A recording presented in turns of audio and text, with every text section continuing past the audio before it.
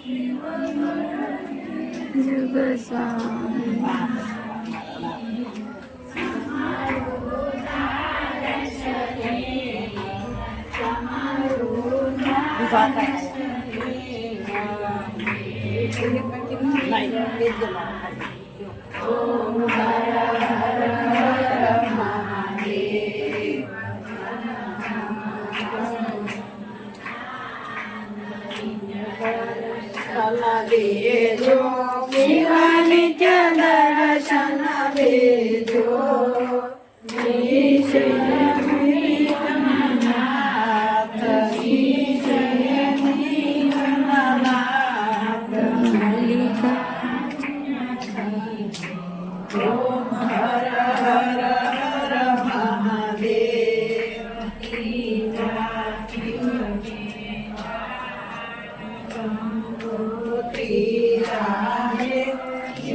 Gangotri Radhe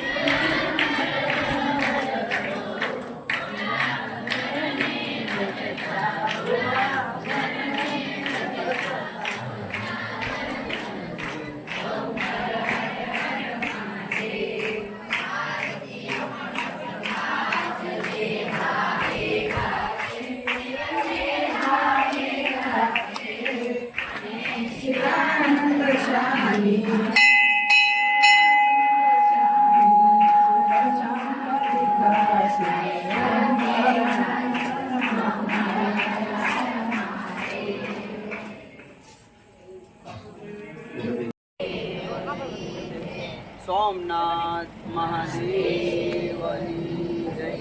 મુસડિયા Hanumanji મહારાજ કી. મુસડીના પીરની. આજની દીપમાલા લાલજીભાઈ ધનજીભાઈ નાકરાણી. પણ એ પહેલાં ઉસડીની અંદર એક દીકરી બેન આશાબેન અર્જણભાઈ બારિયા જે સ્વર્ગવાસ પામ્યા છે, તો આપણે એમને 2 મિનિટમાં શ્રદ્ધાંજલિ આપવાની છે. તો 2 હાથ જોડીને મારી સાથે ઓમ ત્રંબકમ યજામહે સુગંધિમ પુષ્ટિવર્ધનમ ઉર્વારુકમેવ બંધનમ.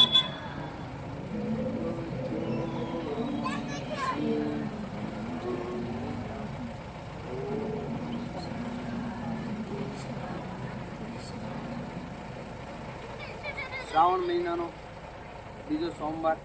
ભગવાન શિવને એવી પ્રાર્થના કરી કે હે મહાદેવ, જે સદગત આત્મા છે એમને અને સુખ શાંતિ સમૃદ્ધિ ભગવાન શિવ આપે. પણ આવું ખૂબ નાનું મરણ જ્યારે થઈ જતું હોય ત્યારે પરિવાર ઉપર એ ઘેરા શોકની લાગણી સવાઈ જતી હોય તો ભગવાન શિવ એમને એ બધું સહન કરવાની શક્તિ આપે એવી શિવના શરણોમાં આપણે સૌ પ્રાર્થના કરીએ.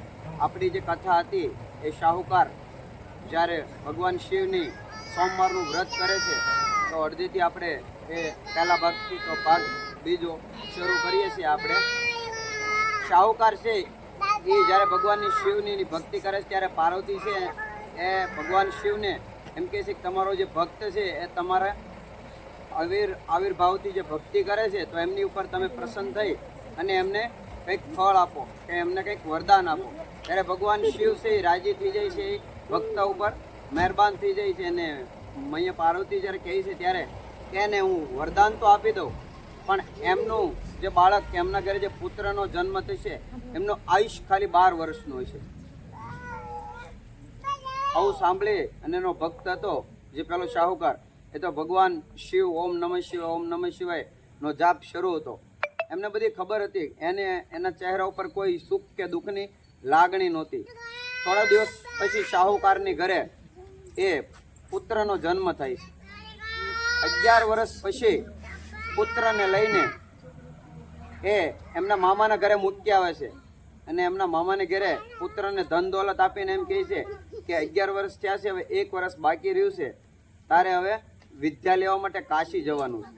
આપણે બધાએ જાય ને બહાર બધા વિદ્યા લેવા બધી સ્કૂલોમાં ને પહેલાં આપણે કાશી વિદ્યાલય હતું, ખૂબ સરસ મજાનું વિદ્યાલય હતું. તો એની અંદર એ વિદ્યા લેવા જાય છે ત્યારે રસ્તાની અંદર કે જે કોઈ બ્રાહ્મણ મળે ત્યાં તમારે એને દક્ષિણા આપવાની. જે કોઈ રાજ્ય કે જો કોઈ મોટી નગરી આડી આવે એની અંદર તમારે હોમ અને હવન કરવાનો. તો એક સરસ મજાનું રાજ્ય આવે છે, એની અંદર એ હોમ અને હવન કરે છે અને બ્રાહ્મણોને દક્ષિણા બાટે છે. આવી રીતની એક બીજી નગરી આવે છે, ત્યાંના જે રાજકુમાર હોય છે એમની રાજકુમારીના વિવાહ હોય છે. ત્યારે જે રાજકુમારના પિતા હોય છે ને ત્યારે એમનો પુત્ર છે ને એક હાથે આંધળો એટલે કાણો હોય છે. ત્યારે એમને થયું કે લાવ, આ જે શાહુકાર છે એમનો પુત્ર હતો એ સ્વરૂપવાન હતો, ગુણવાન હતો, સુશીલ હતો, કે લાવ આને હું મારા જે પુત્ર છે એમને નહીં પરણાવતા આને મૂર્તિઓ બનાવીને આમને પરણાવી દઉં, પછી જે કન્યા આવે રાજકુમારી એમને લઈને હું મારા એ નગર જતો રહીશ. ત્યારે પેલો શાહુકારનો જે પુત્ર હતો એ ગુણવાન, સુશીલ અને ખૂબ સંસ્કારી હતો.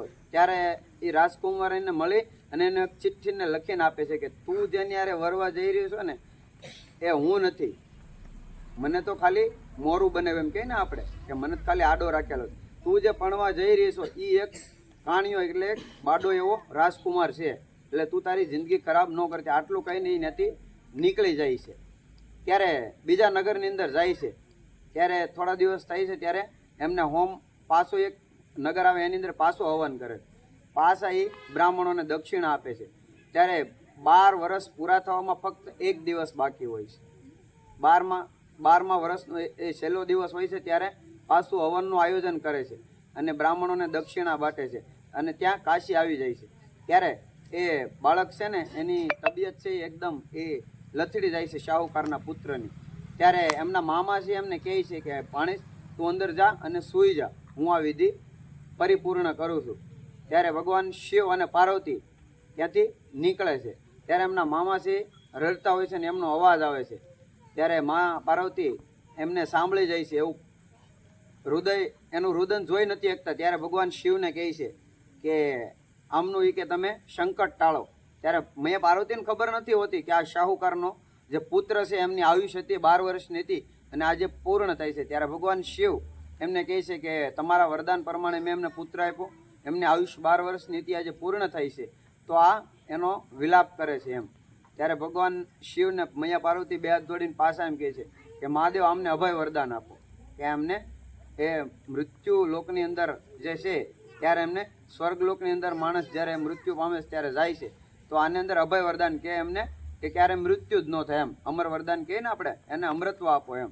ત્યારે ભગવાન શિવે એમ કીધું કે આ દુનિયાની અંદર જે કોઈ જીવ સૃષ્ટિ છે એ પોતાના કર્મોને આધીન હોય છે. તમે જેવું કર્મ કરો એવું એની અંદર ફળ મળતું હોય છે. એમને મેં 12 વર્ષનું આયુષ્ય આપ્યું છે, તો એમનો 12 વર્ષનો આજે છેલ્લો દિવસ છે તો એમનું મૃત્યુ છે એ નિશ્ચિત છે. ત્યારે પાર્વતી એમ કીધું કે તમારો અનન્ય ભક્ત છે, મહાદેવ છે એ ભોળો છે, એટલે જલ્દી માની એટલે પાર્વતી પાછા એમને વિનંતી કરે છે મહાદેવને કે મહાદેવ તમારો ભક્ત છે અને તમારા સોમવારની કથા સાંભળે છે અને એમનું વ્રત કરે છે, તો તમે એમને અમૃતત્વ વરદાન આપો. ત્યારે એમના માતા પિતા છે એમને તો એમ જ હતું કે મારો પુત્ર કાશી ગયો છે, જો જીવતો હશે 12 વર્ષ પછી તો એમના વિયોગમાં એ ખાતા પીતા નથી અને એમને રાહમાં છે. ત્યારે એમને એક સમાચાર મળે છે એક વ્યક્તિ દ્વારા. ત્યારે એમના માતા પિતાને ખબર પડે છે કે પોતાનો પુત્ર છે એ જીવિત છે અને ખૂબ સરસ મજાની રાજકુંવરી સાથે એમને લગ્ન કરી લીધા છે. બસ વધારે તો કાંઈ નહીં કહેતા. તમે ભગવાનની અનન્ય ભાવથી ભક્તિ કરો એટલે ભગવાન શિવ મહાદેવ ઉછળ્યો મહાદેવ એ હર હંમેશ એ તમારા દુખડા ભાંગતો હોય છે. બસ વધારે તો કંઈ નહીં કહેતા. જય ભોળાનાથ.